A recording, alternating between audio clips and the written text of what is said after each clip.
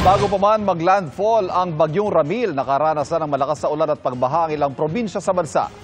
Nakatutok si Darlene Kai.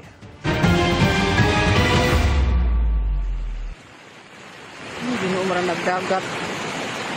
Kahit di pa naglalandfall, ramdam na ang hagupit ng bagyong Ramil sa biliran. Gumising sa bumubulwak at rumaragas ang baha ang mga taga-barangay Sampaw sa Almeria, Biliran.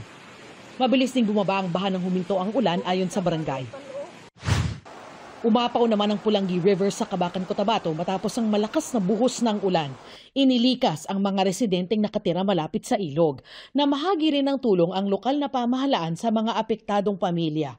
May iba pang barangay na lubog sa baha dahil sa magdamag na ulan. Ay, alhamdulillah. Kanyara man. Apektado rin ng pag-apaw ng Pulangi River ang ilang barangay sa Dato Montawal, Maguindanao del Sur.